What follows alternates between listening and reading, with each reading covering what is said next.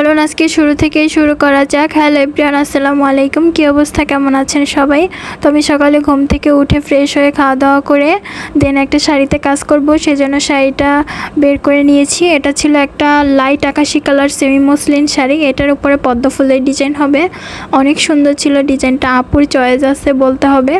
তো আমি শাড়িটাকে ফ্রেমে আটকিয়ে নিয়েছি, আর এখন শাড়িটা রং করার জন্য আমি রং তৈরি করে নিচ্ছি। আমি কিন্তু ইনস্ট্যান্ট রং তৈরি করে কাজ করি।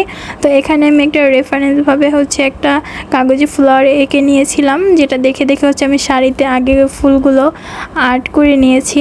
আমি পুরো ফুলের ভিডিওটা করতে পারি নাই, কারণ আমি ভিডিও অন না করেই মানে ফোনটা হাতে ধরে রাখছি। আমি ভাবছিলাম যে ভিডিও হইতেছে, পরে দেখি যে ভিডিও মানে হচ্ছে না, ভিডিও অনেই করি নাই। তো এরকম কার কার সাথে হয় সেটা অবশ্যই কমেন্ট করে জানিয়ে যাবেন। আমার সাথে তো প্রায় হয়। তো এই জন্য ফুল আর্ট করার ভিডিওটা আমি এখানে অ্যাড করতে পারি নাই, মানে ভিডিও ক্লিপটাই হয় না আর কি। তো এখানে আমি উপরের অংশটা যে পেন্টিং করতেছি এটার ভিডিওটা নিতে পেরেছি। তো প্রথমে হোয়াইট পেস্ট দিয়ে ফুলগুলো এঁকে নিয়েছি। দেন এটার উপরে একদমই লাইট পিঙ্ক কালারের শ্যাডো দিয়েছি, মানে যেরকমটা হয় আর কি পদ্ম ফুলে। তো এরপরে এখন যে মানে লাইনারগুলো করতেছি, এটাই কিন্তু ফুলের মানে একটা ফুল যে ন্যাচারাল লাগবে এটার জন্যই মূলত ন্যাচারাল লাগতেছে ফুল। এই লাইনারগুলা পদ্ম ফুল আর্ট করার মেইন একটা পার্ট বলতে হয়।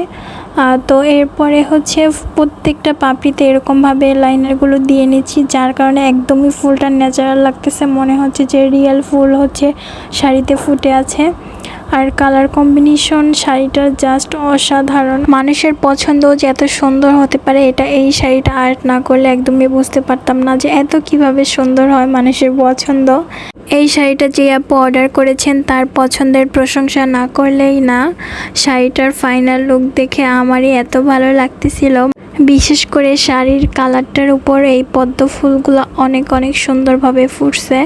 মানে শুধু কিন্তু ডিজাইন করলেই হয় না, সব কিছুর একটা মানানসই দরকার আছে। তো শাড়ির কালার প্লাস ফ্লাওয়ারগুলোর কালার কম্বিনেশন সব কিছু মিলে এতটা পারফেক্ট ছিল শাড়িটা। তো এরপরে এখানে একটা হাঁসও ছিল। এত সুন্দর হবে হাঁসটা আমি কখনোই ভাবতে পারি নাই, কারণ এই প্রথমবারের মতো আমি শাড়িতে হাঁসের পেন্টিং করেছি। একদমই রিয়েল লাগতেছিল, মানে অনেক অনেক সুন্দর, যেটা আমি নিজে দেখে অবাক হয়ে গেছি যে এই ফার্স্ট টাইম আমি কি করে এত সুন্দর একটা হাঁস আর্ট করলাম, তাও আবার শাড়িতে। ছোটোবেলায় যখন প্রাইমারি স্কুলে পড়তাম তখন তো এগুলো অনেক এঁকেছি, হাঁস পাখি বিভিন্ন ফল টল চারুকারুকলা পরীক্ষায়। তো এই হাঁসটা আর্ট করতে গিয়ে আমার আসলে শৈশবের কথা অনেক বেশি মনে পড়ে গিয়েছিল। তো এরপরে ফুলের যে মাঝের রেণুগুলো থাকে ওইখানে সিকোয়েন্সের কাজ ছিল, যেটা আরও শাড়ির লুকটাকে দ্বিগুণ সৌন্দর্য বাড়িয়ে দিয়েছে। আমি কিন্তু এই প্রথমবারের মতো শাড়িতে সিকোয়েন্স প্লাস হাফ পার্লের কাজ করতেছি, এর আগে কখনো করি নাই।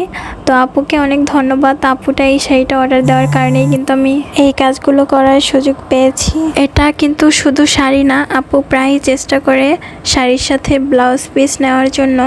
অনেকগুলো শাড়ির সাথে ব্লাউজ পিস নিয়েছেন, মাঝে মধ্যে হয়তো দু একটা সিঙ্গেল শাড়ি নিয়েছেন। তো এই শাড়িটার পুরো ছবি আমার পেজে আপলোড করা হবে খুব শীঘ্রই। আপনাদের যদি আমার ভিডিও এবং আমার পেজের ডিজাইনগুলো ভালো লেগে থাকে তাহলে অবশ্যই আমার পেজে লাইক ফলো দিয়ে পেজের সাথেই থাকবেন।